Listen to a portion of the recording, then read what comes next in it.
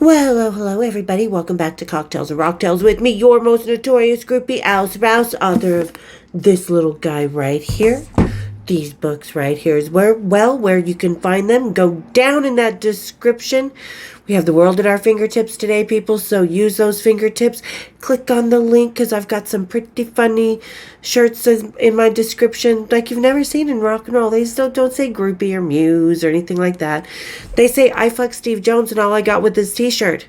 Thank God. It's exactly what the shirt says. But so go down in that description. Check it out. Fiddle about, because you know I like it when you fiddle about, when you go down. I love it.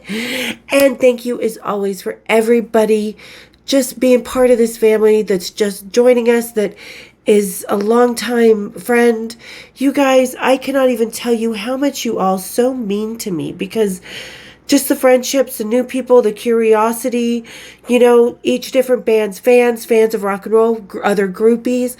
I have got such an incredible mix of people that I've been able to meet here.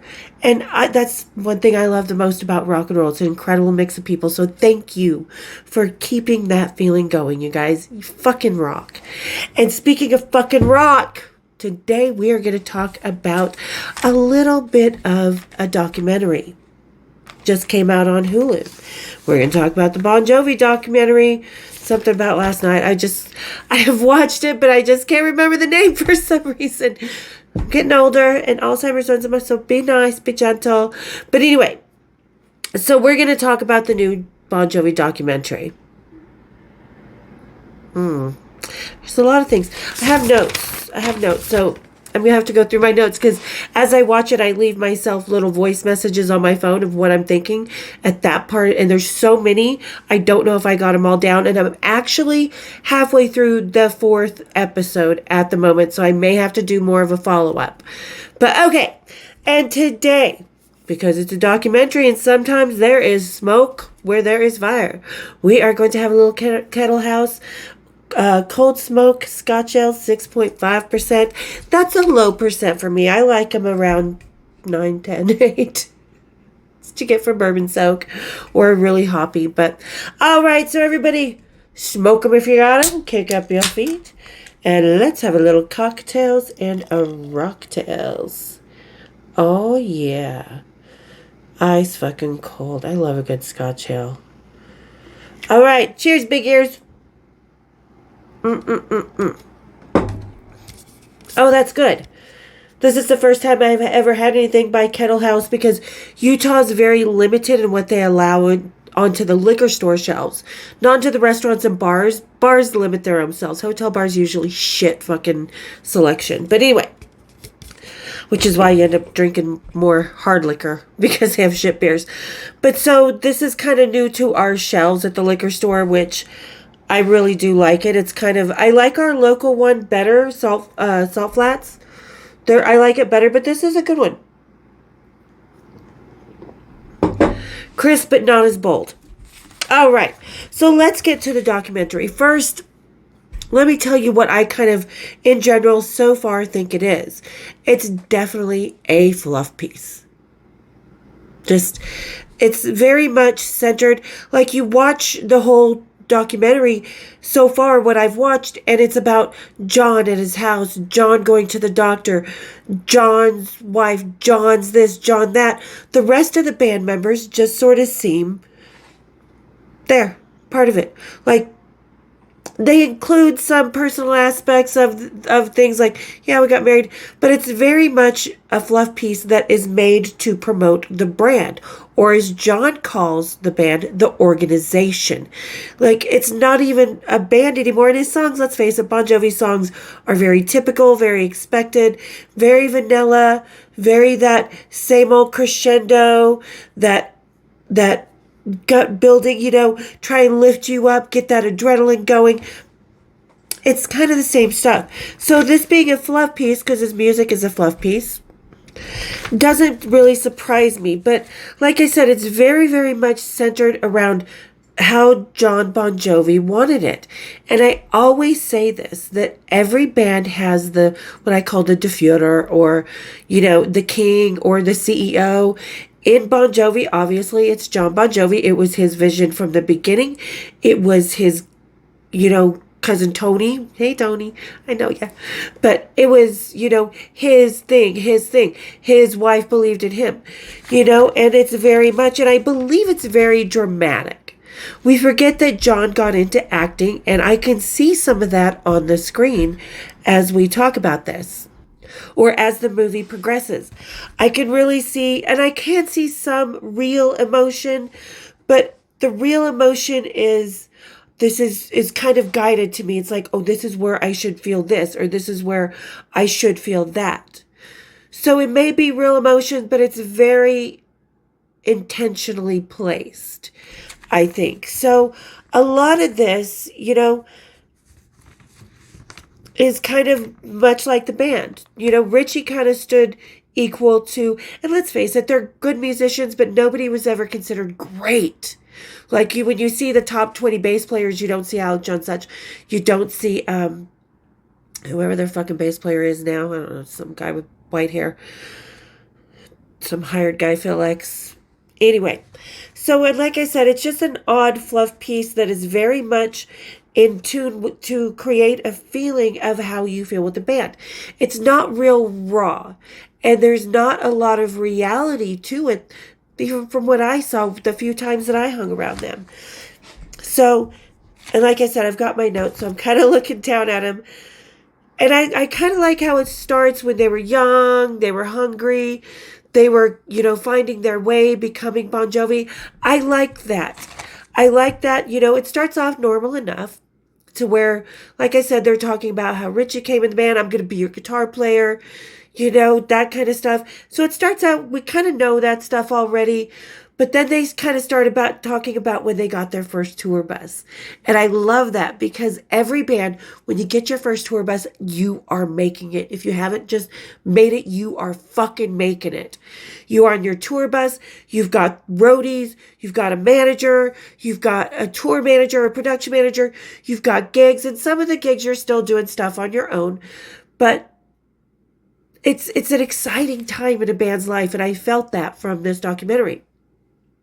And from them, kind of, we finally did it. We're not in a van anymore. Although the bus did break down and they had to load up their grocery getter, one of the station wagon, which happens in rock and roll. That happened with Dirty Looks, and Hendrik made him make sure the bus was fixed so they could get to Salt Lake City because he was not going to miss that motherfucking show. They had a week off here.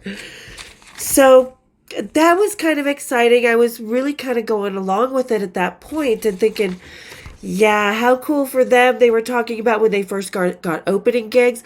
I personally saw them when they were opening up my first concert with Rat and Bon Jovi. I'd already met my first rock star, had a little more rock star fun. But my very first concert when I moved to Salt Lake City, Danny and my friend Eric and I went to see them. And it's crazy to think that when I saw them opening up for Rat, that Rat's really no more. They're just kind of whatever they are now. They're just kind of some sad version of what they used to be. And Bon Jovi's still headlining arenas. Apparently, according to this, had the highest grossing tour of 2002, which cool, maybe Metallica wasn't on the road. Maybe they don't put, fall, because let's face it, as big as Bon Jovi is, Metallica is the biggest band in the world. So how they could have the biggest grossing tour that year, I want to see how accurate that is. But anyway, I'll get ahead of myself as usual. I know I say that in my book a lot because I do this a lot. Anyway, so when I first saw Richie come on the screen, I was like, whose aunt is that? But then I was like, oh, that's Richie. And I expected a lot from Richie from this documentary because Richie is very bold in how he speaks. He does not hold back. He's not a bull in a china shop, but he's just like, oh no, hey, wait a minute. He 100% says what he's feeling. So when I saw him come on the screen and he said, well, do you want the watered down version or do you want the truth? I thought, oh, this is going to get good. Not sure about that. So, and like I said, getting that first tour bus, you get on your bunks, you're there, you're with your mates, you're doing it. Really exciting time. I was really going with that, Sorry, Sorry, I made so many different voice notes that I'm trying to. Okay. So the first tour bus, and then they start talking about the 80s and the road antics and, the stuff that's going on. They didn't go too much into like Vancouver, and they said, yeah, we partook in the local clubs where the strippers were. We were partying, and how John came up with Slippery When Wet. So this is all already known. This is all already expected, because back in my day, the cover was such a controversy. The original with the girl's boobs and the Slippery When Wet t-shirt. It was such a controversy in the age of PMRC. If you don't know what PMRC is, look it up. Tipper Gore, PMRC. So, and how that was all pretty much known, but they didn't really get into the fact that those strippers just weren't at the club. They were in the studio. They were at the hotel. They were in the club. They were all over the band. And I do mean all over.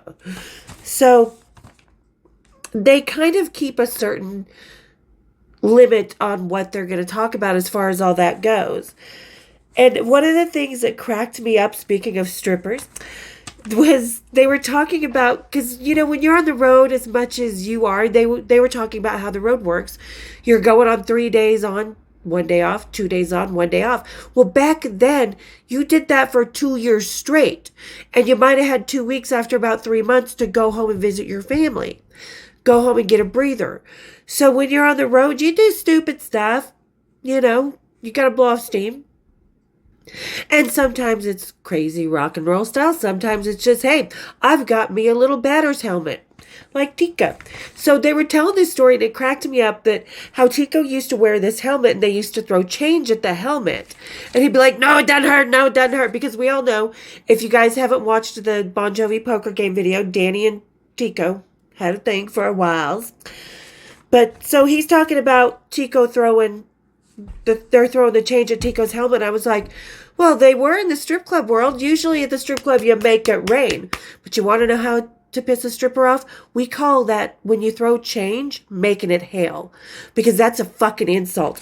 And that little plastic helmet story made me think about that. Go to a strip club, throw pennies, nickels, and quarters at the stripper. You're going to see the kind of hell you deserve for that. So, okay, but that kind of reminded me, they do talk about how they were debaucherous in the 80s.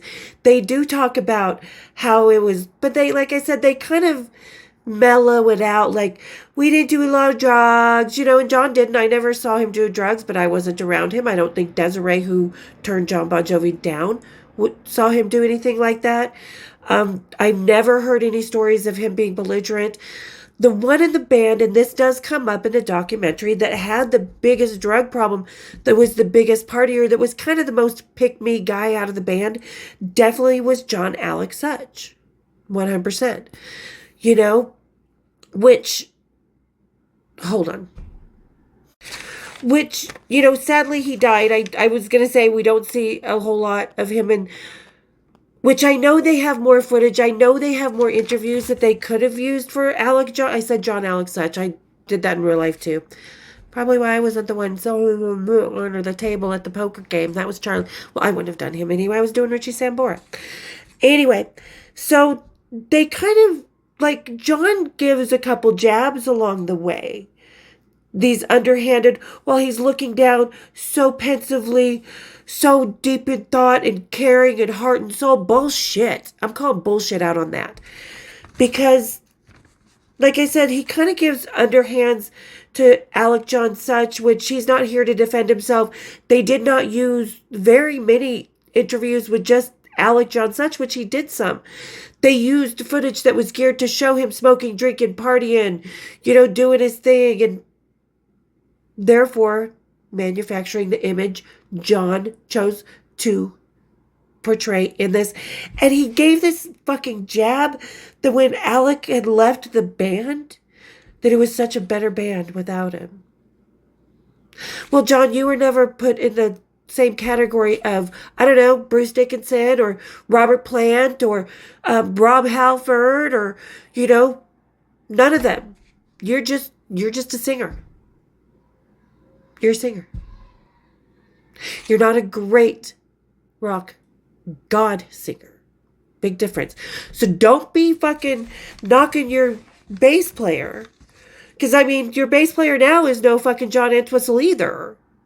So I think that was kind of a cheap jab to Alec John Such, which, like I said, he's not here to defend himself.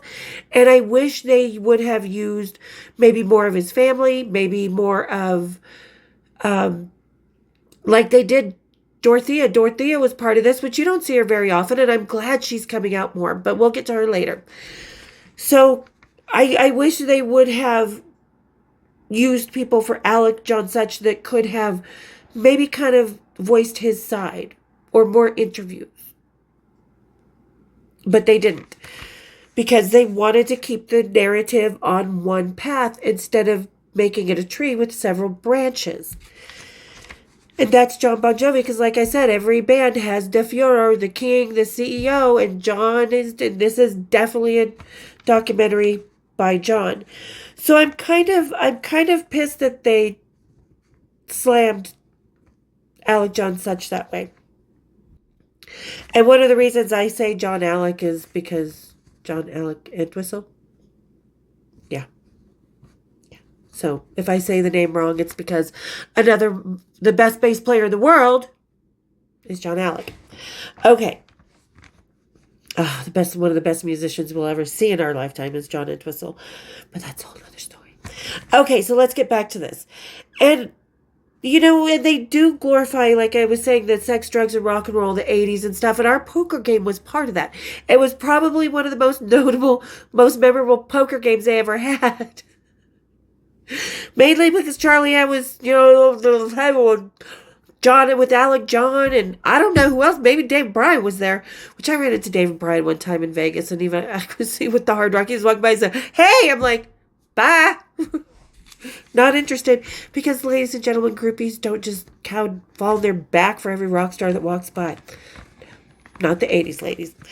So, you know, I kind of didn't like that, because no, John never got into drugs. He didn't drink that much. Did he drink? Yes, we all know the story of him going down to the hotel bar after meeting Michael Jackson with Michael Jackson's chimp, and they were drinking, and the, you know, chimp got more action than any of the guys in the band and stuff. So when he doesn't, you know, like I said, they gloss over a lot of stuff. And when they were talking about the 80s, they talk about how when your band starts to become this huge band and they're on the rise to fame, you are a golden god, you know, for lack of better expression, you're a golden god that can do no wrong. You can ask for anything and get it. He asked for a jukebox, he asked for a Corvette, he asked for this, he asked for that, he got it. Like I say, when the bands are partying, if the cops are knocking on your door, they're going to walk away after taking a picture, getting a couple autographs and tickets to the next show. Or what they think is the next show, because the next show is really in Denver. So, and I like that they bring that up, that it was kind of carte blanche back then. Rock stars ruled the music business, not the music business ruled the rock stars like today. And I'm kind of glad they go back in time, because a lot of people just see, who were fans over the past 20 years of like Metallica, Bon Jovi, Pantera, whatever, they don't see the real band. They see who they are now. They don't see them as young. And it's crazy, because you think about the Bon Jovi, Metallica, Megadeth, Pantera, Motley Crue, Def Leppard, because they're all in their 50s, 60s now, but back then they were early 20s. By the time Bon Jovi got their first tour and became one of the biggest bands in the world, they were not even mid-20s yet.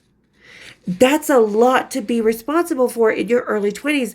Not just the band, not just the fans, but the crew. They're getting paid. You are all of a sudden a corporation in some weird way, because you do have people that need to get paid. You have promoters, you have gigs to get to, you have radio stations. So they're all in their early 20s, and people want to know why in Gen X we felt so grown up. There it is. Second, we started to work at 16. We were pretty much on our own. We had our own cars. We had our own lives. We would just hang out with the parents for Sunday dinner at night when we wanted to. You know, so there was a lot of responsibility that today you have 20 different handlers to take care of all that. Back then you had one, and the band and the tour manager. So you might have had 3 people. So that is, it is a lot of responsibility. By the time they were 30, they had fired Doc McGee and John became the CEO of their organization. But that's another thing we're going to get into with Doc McGee, because Doc McGee was a huge manager. I've met Doc McGee several times. You could ask my friend Jason from Seattle, who played in Stepfather, that helped us out a lot, that was a really great friend to us. We took him backstage, introduced him to Doc McGee with Motley Crue and stuff. He was right there. So Doc McGee, I don't think if, and I'm so glad that they actually included him in the documentary, because with John being in control and stuff, I think he may well have, but you had to have Doc McGee in this documentary, because it's not Bon Jovi without Doc McGee. He was the biggest manager in the world back then, like I said. And John does a lot of this, because, okay, we'll go ahead and talk about everything that, Doc McGee made him big. They started getting the bigger band. John kind of said himself, whatever I asked for, I got. And when John wanted to become, start acting and stuff, Doc was like, and this is kind of how it was back then. You're not an actor, you're a rock star. And Doc kind of said that in the limo on the way to an award show. And John was like, I ask for what I get. I always get what I ask for. That ego, he said, someone's like, well, just go act then. So he did. And he's like, I fired Doc McGee. There's a lot of the I made this decision, me, me, me, me, me. And then he goes, well, I don't know, why there was so much tension in the band, why he was so, because it shows a clip of Doc talking into a microphone, because the band needs to go on stage. And when you're trying to corral the band, sometimes it's corralling cats, even if they share their own dressing room, but a lot of times they don't anymore. They all have their own private dressing rooms. So sometimes you got to get this band on time with the stage, because there's fines, the promoters, you have noise ordinances past midnight that you can't do this and this and this. This is why concerts are in the time frame they are in, and they stop at a certain time. So Doc's trying to get them on stage, and he's like, come on, we got a fucking show to play and stuff like that. And they're using this clip to make him look like an asshole. Which John did this. John has full approval of everything that goes out with this documentary. So they're trying, and it's like, no, that's Doc. That's Jake Berry. That's Ian Jeffries. That's Tony. That's, Rex King. If they're pissed off and the band's fucking egos are getting in the way, they're pulling you a step back, because listen, those fans don't give a fuck about your ego. So they're using it in kind of the wrong way. And Doc's like, well, I was fired. He's like, maybe it was my mistake. No, it was John's ego. Because all he had to say is, no, I want to act. Find me some acting gigs. Or if something comes across that I like, I will ask you to, you work for me. But I'm sure that's what happened. I'm sure John has left out a lot of things, because he says that so many times. Well, I don't know what happened with Alec John such. Well, I don't know why, there was so much tension between me and Doc, because Doc saw your ego. Doc saw you going, no, you do what I say. I get what I ask for. Just like you said, John. So there is that. And I think that had a lot to do with it. I think Doc handled it very graciously, while John still handled it very self-promoting wise and very dramatically. So, but yeah, like I said, there was a lot of, and we were there, like, I think I've already said this, 3 days after John married Dorothea. They were in Salt Lake City. That's when the poker game happened. I'll put the link down in the description for the new people that haven't seen it. But I remember sitting in the lobby with, oh God, who was their tour manager? It wasn't Paul at the time, I don't think. But anyway, so we were sitting with the tour manager. We were hanging out in the lobby. We were waiting for Richie and them to come in the next van. And and then all of a sudden we see Doc McGee walk in with John. And we're like, oh, cool, there's John. And the rest of the world didn't know it yet. Didn't know he was married yet. And then all of a sudden we see a security guard one of the band's bodyguards, walk in with this petite woman with this big, beautiful kind of white, beigey, foxy fur coat on. And it was Dorothea. And I remember the tour manager, whoever we were sitting with, was like, Oh, yeah. He's like, John got married the other day. That's his wife. They're making her walk in 3 minutes after. They don't want the world to find out he's going to be married because, that he's married because it would ruin his, you know, pop idol image and all the women, because it's a huge base of Bon Jovi's fan base is women, and especially back then. Because they even show a clip of a girl going, is he still dating Dorothea Harley? Because I'd be a better girlfriend. And she's so, like, matter of fact, like, get that ugly bitch, because she was sitting there with her friends. Dorothea's an ugly bitch. Yeah, well, how's that working out for you, honey? I don't think you were a better girlfriend because him and Dorothea are still married. And Dorothea has been with him. She knew about certain, she said it. We broke up sometimes. We get back together, which is when John dated Diane Lane. But she probably had an idea that he did keep 2 long-time road wives. That's what the rockers call us, groupies, who they keep out on the road. They fly out on the road and stuff like that. So he had a couple road wives for a couple decades, at least 10 years for one and over 10 years for the other. I don't know if they lapsed and stuff.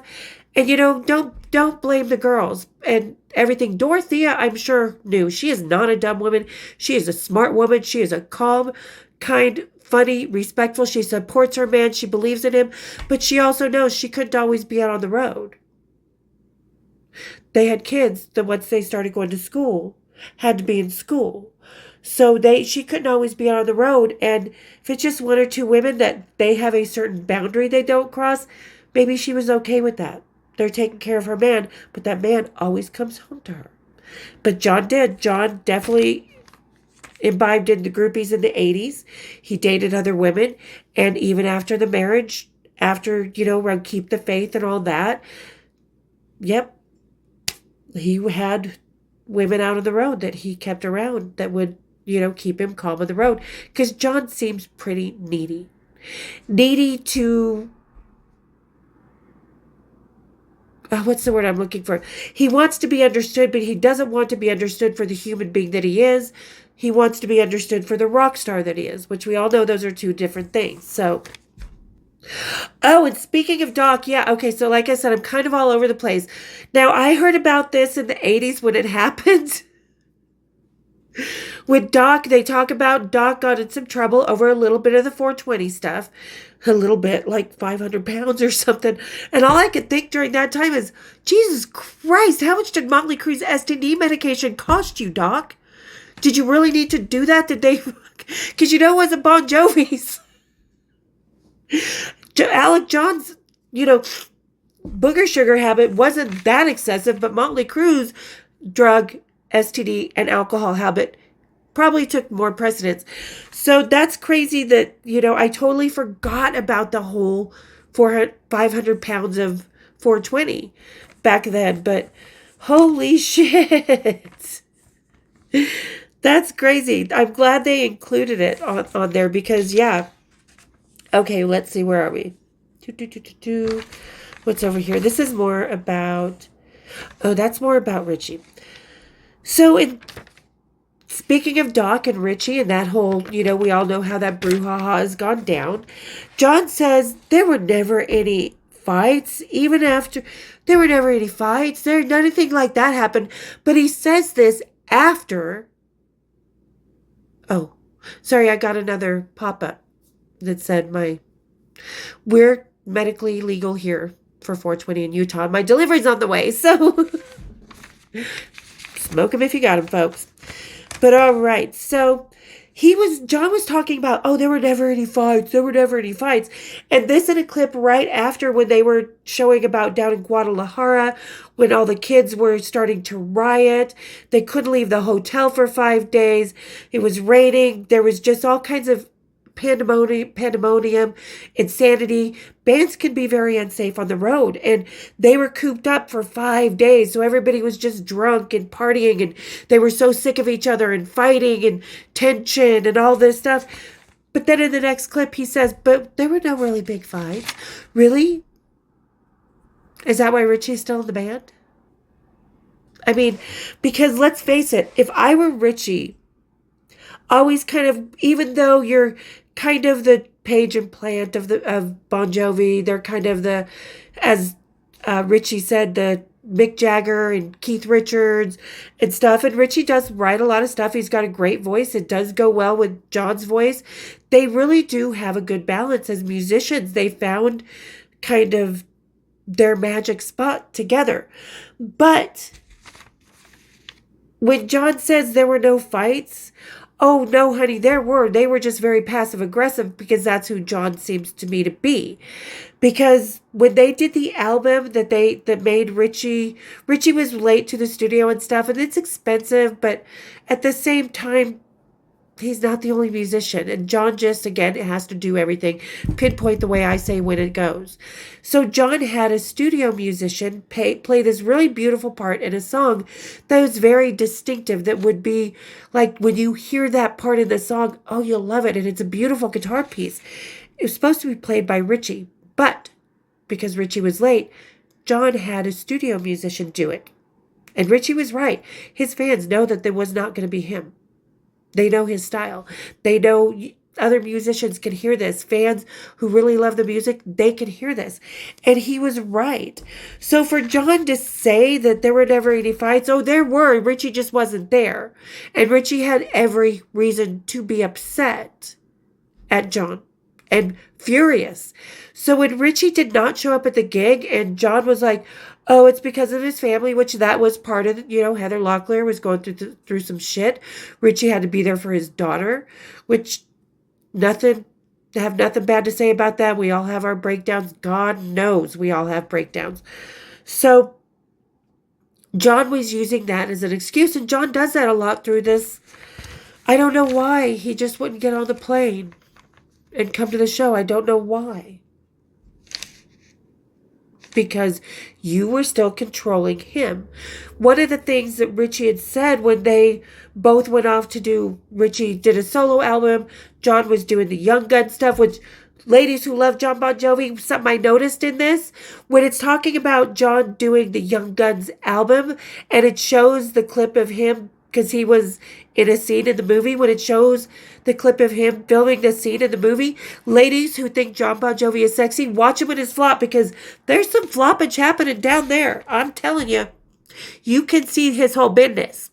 And it's flopping. And when he's laying back, I don't think that man wears underwear. So ladies who want to see that, watch the flop. It bounces. It's okay. He is a little guy, so yeah. Anyway, so when Richie and John went off to do their solo albums, Richie said something that was, he finally had his creative freedom. Like John, that's how James Hetfield is. I'm sorry, that's how he is in the band. They tell him, this is how you're going to play this. This is what I see. Nope, you're doing it my way. John was doing that to Richie. And even Doc said, not just about the situation with Richie and John, but he said, there's always the ego in the band and the members trying to outdo each other. Just like Led Zeppelin, just like, Van Halen, everybody wants to be the star. You have these huge personalities. And that was kind of the same tension, which is normal, between Richie and John. So John was like, he got his creative freedom. But then when Doc was also talking about John firing him, he was like, the ego, the pretentiousness, he just, and they ended up, he's like, well, it's our own management team. It's ours. But we have this one really big manager running it for us. And Tico had said, well, we save more money. So I think there was, not having to pay one extra middleman, but you are paying the extra middleman, and money's not the excuse. It was the egos and John not hearing what he wanted to hear. No, I'm firing him. Yeah. So I'm learning more and more and more who the ego in the band is. And you can tell that because what pretentious fucktard, because, okay, I'm sorry for that word. What pretentious idiot wears sunglasses? Because if you watch every interview that's used for this documentary, John is constantly wearing sunglasses and talking so cool, and he's got the rock star on. Yeah. And he's always got the perfect stock answer, interview, and same answer. So that kind of shows me who his ego was back then, and saying, what we asked for, we got. I asked for stupid shit. So it's definitely a documentary that's geared toward focusing on the brand. Like I said, I want to see more personal. I want to see more gritty. Like poor John's daughter who had a drug problem for a while. What happened? I would like to hear Dorothea talk about knowing about the other two women, knowing how she really felt. And maybe because she was like, you break up, you get back together, you break up, we got back together, we got married. Okay, but did you kick him out of the house like Fran did when Fran found out about all the groupies? I'd like to know that. So for me, it's kind of lacking a lot of the really personal, real, gritty style that I like in my documentaries. And whenever anything bad's talking about, John's like, so pensive in that same look, like he can't look at the camera. Dude, that's method acting. I see that with method actors all the time. Actors have to get in the mood to portray what they want the character to be. So, there definitely was a lot of competition between Richie and John. We could see that, in the day, especially when they go to make their own, solo albums. So, and yeah, when we talk about Richie not showing up, again, I probably kind of got off on a tangent on that. John was like, I don't know why he did it, but he had stuff going on with his family. No, that wasn't the only reason. He did it because, and he said later in the film, I was halfway through the 4th episode when he said this. He was like, I just physically cannot get my feet to do it. I physically can't. And it wasn't just because of his wife, because of Heather and his daughter and everything. It was because he wasn't himself anymore. He was just the Richie to the John. He didn't have the creative freedom. He didn't get to play his part and was slapped in the face and didn't have a chance to re-record it. Because John was like, nope, this is how it's going to go. And this is your punishment. Well, fuck you, John. What is your punishment? Oh, you don't have any. You are a golden god. You can do no wrong. And that's kind of what pisses me off. He's like, I have never been perfect. Well, tell us more, John. Tell us where your imperfection lies. And I bet you it's going to be in very fluffed pieces, in very vague insinuations. And not, I was an asshole for doing this to Richie in the studio. I was an asshole for being like, fuck you, Doc. If you don't like what I have to say, you're fired. And then he was kind of comparing himself to, I watched the Elvis movie, which it was okay. It was another fucking upbeat movie about Elvis using the music to tell the story. Not the Priscilla, but the most recent Elvis movie. He's like, and I found, I met the Colonel. The Colonel and I got along. And he's like comparing himself to Elvis. And it's like, honey, Elvis had way more talent in his sphincter than you do in your whole fucking voice, which I feel bad for him because he is going through, with age, a lot of singers go through this. Your vocal cords get so exhausted and so worn. It's like elastic that keeps stretching. They get a little stretched out. They don't have the same, sorry, I gotta cut my bangs, but I'm trying to grow them out. But anyway, so there's just a lot of, and like I said, it's all geared around John, except for when they're talking about Richie going to rehab or this and that, but what about you, John? What about your girlfriends? What about the things you went on your marriage? I know Dorothea kicked you out a couple times. So how did Dorothea feel when she had to walk 3 steps behind her husband? She seems pretty unshakable though. I kind of really like Dorothea a lot more after seeing her on this. I liked her before, but she's just like, meh. Okay, so let's see, what else do I have written down? Why does he always wear shades? Yeah, and he said in all the years, 40 years, it was phenomenal, but was it really? Because your guitar player, your closest friend, left. He can't come back. Why is that, John? Because of you. Why did you, if it was so great, why did you fire Dog? A man who made Bon Jovi who they were, and who made your vision come true, because it was John's vision. And to me, that's proven because John got mad at Dog for saying, you're a rock star, don't be an actor, which was the attitude back then by any manager for any band.